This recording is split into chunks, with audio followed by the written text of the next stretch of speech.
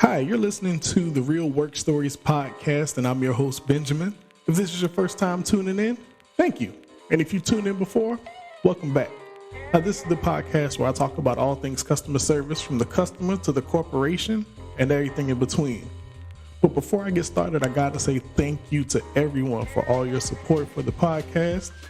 Thank you for all the likes, shares, comments, downloads. I appreciate it. I only say it every episode because I mean it every episode. And if you don't already follow me on Facebook and Instagram, make sure you do so at Real Work Stories Podcast. That's where you're going to find out about topics, episode snippets, discussions, and more.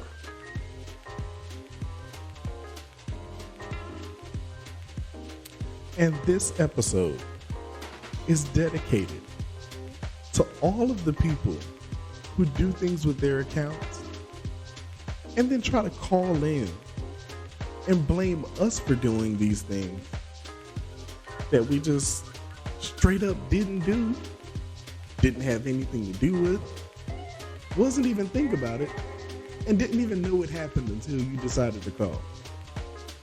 Now, you're probably wondering, like, dude, what are you talking about?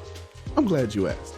I'm talking about the people who do things like use their online accounts to change something, not knowing that we can see everything they do online, and then have the audacity to call hooping and hollering like somehow whatever they did is our fault. Let me paint the picture.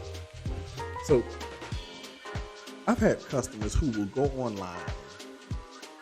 They'll do something like, they might go to dinner on a Friday night. Maybe they had one too many, forgot where they put their debit card at, so they took a precautionary measure. They went online, they turned off their debit card, they said, as soon as I find it, life will go on. Here's the problem. They find the card Saturday morning in the center console, and they never go back online to turn the card back on. So 15 days goes by. They done tried to use the card at Target. They done tried to get gas. They've been trying to buy food at McDonald's. They've been trying to do everything you would normally do with their card for the last 15 days, and it's not working. Why? Because they didn't go back online to click that magic button that said reactivate, right? Here's the problem. Now they're going to call in. They're going to have an attitude from on high, hooping and hollering and yelling. First of all, they think somebody's scared of them. But they're like, look, I haven't been able to use my card in 15 days. This is ridiculous. What are you people doing with my stuff? And I'm like, okay, cool. I get it. 15 days, that's a crazy long time. First of all, you crazy for waiting 15 days to call about not being able to swipe your card for something. Because I'll tell you this, I got bought twice. 2 times. 1, 2. Card get declined 2 times? Hold up. Something ain't right. Let's figure this out. You waited 15 days. It's not an exaggeration, people. I see this with my own eyes. I know people who do this, okay? They wait 15 days to call in. Like I said, they're hooping and hollering. They're all up in arms because they can't use their card. It takes me 3.5 minutes, maybe even 4, to figure out, 2 Fridays ago, you went online, turned the card off. Yeah, that's what you did. No problem. I can go ahead and turn the card back on.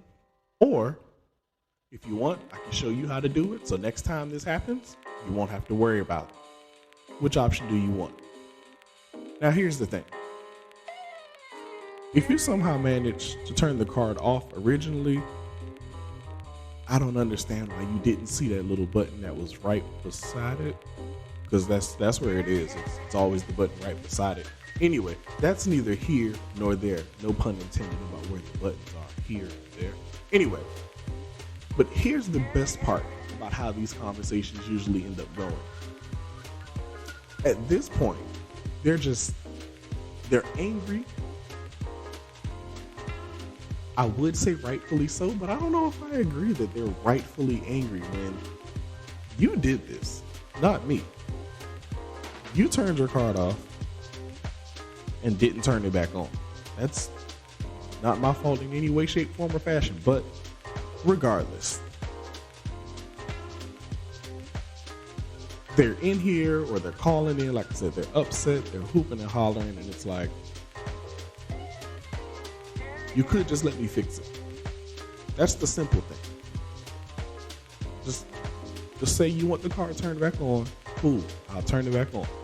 Say you want me to walk you through how to turn it back on. I'll do it. But rather than do that, in the midst of their anger and embarrassment, usually the conversation evolves into some form of,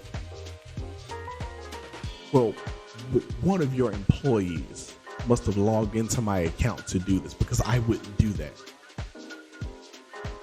Or they'll ask you what I call is the impossible question, or one of the impossible questions of, well, who would do this? I don't know. Why would you ask me that? Because here's the answer.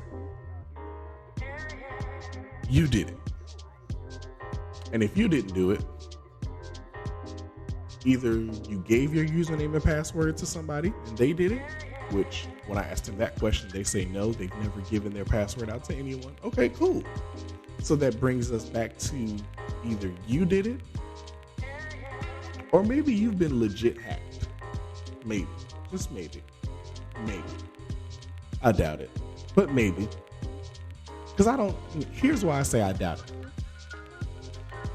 Because I doubt that someone would go through the trouble of hacking your account just to turn off your car. That's just impractical. I'm not even going to say what you could do if you managed to hack somebody's account, but I'm just saying, turning off the debit card is just like, wow, you went through all of this trouble. Anyway, let's skip past that part. But here's the problem. Because again, they're going to lie. They're going to deny it. No, I didn't do this. Okay. You're going to stick with the lie. That's fine. That's the hill you're willing to die on. I'm fine with it. But trust me, doing this is not going to make your afternoon go the way that you planned it. Because now, number A, I now have to do this 12-step program with you. Because you've told me some things that have made me think that this could be a potential problem. And I don't mean me personally, I mean the bank thinks this is a potential problem. So now, we're going to go through the steps to fix said problem. We're going to start by verifying everything except your blood type. I'll get that at the end of the conversation. I need to know your mother's, sister's, best friend's, cousin's, baby daddy, maiden name, and the nickname of your favorite child. That's the kind of stuff I need to know. Because now we got to verify all these things about you. Because you won't just let me turn the card on. And mind you, this conversation with this customer is probably going on about maybe 15 minutes by now. It could have been done in 4. But no. Make it simple? No. That's using too many brain cells. Let's stretch this process out for as long as we possibly can and make this as much of an arduous and tedious process. Okay? Because that's what would make your Monday feel special. Exactly. And in the spirit of the customer is always right, I have to do what you said, right? Even though I already know the outcome. But hey, I'm just doing what you said needed to be done. Because why? You didn't turn this card up. You didn't log in. You didn't press this button. So now you're going to take every piece of verifiable documentation with you to the bank. Yep, you're going to walk in. You're going to drive down there. You're going to sit in front of a guy named Bob, and you're going to have a discussion with Bob about how you need a new life because you want to lie about turning off your debit card. The same way people get in trouble for calling law enforcement when it's absolutely unnecessary, your punishment for calling customer service for something that you didn't need to call for and having us doing a whole bunch of work that's unnecessary, we should be able to just send you to a random store location and they should just have a waiting area just for you to sit there. We're not actually going to do anything. We're just going to keep telling you, hold on, somebody will be with you in a minute. And then just leave you there for like 6.5 hours so you can ponder on the stupidity that you have allowed to proceed from your brain cells to your mouth and form a conversation that didn't need to be had. Yeah, that's what we should do. We should implement an unlimited waiting area. That's what we should do. We should put a waiting area. Every company needs to enlist that. Every company needs to start one of those. Just a waiting space. Customers acting stupid, send them to the waiting space. Nothing's actually going to get done. It's just going to be something for them to just sit there for hours on end and think about the idiocy that flows in and out of their brain sometimes. 'Cause this is just, I can't even fathom it. But like I said, this person is now having their afternoon ruined. And do I care? Absolutely not. Why? Because I'm sitting in my desk with my ergonomic chair, sipping on some coffee with my feet kicked up, or at least that's what they think we do all day anyway. We ain't actually doing no work according to them, but hey, who cares? Because I'm getting paid by the hour. So the more of my time you waste, I kind of don't care, because you're the one who's being inconvenienced, not me. Because at the end of the day, I can still use my card. You're the idiot who just won't press the on button, which is very simple. It's very simple. But at the end of the day, this is what I mean when I say you did it, not me. You turned the card off 15 days ago. You called in and told me you didn't know why it was turned off. You told me you didn't do it. I didn't come up with any of this. I was just sitting here minding my own business doing the crossword puzzles. You interrupted my day calling with this foolishness. Now, you get to go sit in the lobby until closing time. Because you too much of an idiot to realize that you did this, not me. But what I really want to know is, like, what's something else that y'all get blamed for at work? It's kind of like pet peeves. I could talk about this for a very long time. Like, there's almost a never-ending list of things I've been blamed for, and I'm probably getting blamed for something right now. Yeah, I wouldn't put it past anybody. But yeah, let me know. What's something you get blamed for by customers that you have absolutely no control over in any way, shape, form, or fashion? All right? Let me know on Instagram and on Facebook. If you haven't found me yet, you can find me on both of those social media platforms at Real Work Stories, at the Real Work Stories Podcast. I'm interested in hearing y'all. I really want to know. And don't forget, tune in every Monday for a new episode. And we changed up the bonuses a little bit. We're doing the bonuses on the 15th of every month, okay? All right, now, keep that in mind. Every Monday, new episode, bonuses on the 15th. But I'm Benjamin.